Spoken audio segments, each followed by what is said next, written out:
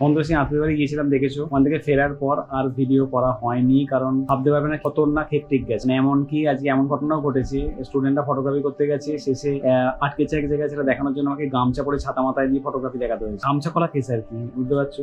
আমি half pant গেঞ্জি পরে চান করতে যাচ্ছিলাম, তারপর স্টুডেন্ট গুলোই আটকে চলে। এখান থেকে একটা সমস্যা, তার ব্যানার তৈরি করা, ব্যানার পাঠানো, সামনে পুজো আছে, অডিও চেক করা, অ্যাডভার্টাইজমেন্টের অনেক কিছু সমস্যা হয়েছে। ভিডিও দিতে পারিনি, এখন পড়াতে বসেছি। যে সমস্যার কথা না বললেই নয়, সেটা হচ্ছে পদকাকে বেশ কিছুক্ষণ নিয়ে থাকতে হয়েছিল। পদকাকে মানে আজকে খুব বেশি নিতে পারিনি, কেন কাজে ব্যস্ত ছিলাম, তার জন্য তোমরা দেখতেও পাওনি পদকাকে বেশি, বুঝতে পারছি। এই দেখো সবাই পড়তে এসে কালে হাত দিকে যারা বসে আছে খুব কষ্টে।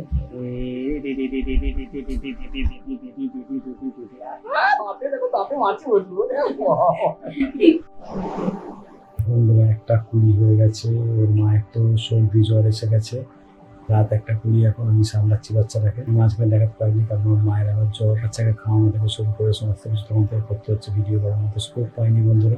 দেখো পদকার শুয়ে আছে এখানে, আমি আর পদকার শুরু বসেই থাকতে হবে, ধরতে পারো, কারণ মা এখন আসতে পারবে না। এখন একটা আমি হিরোটাকে গুলে দিয়েছি, এখন আমি ডাইপার বদলাবো।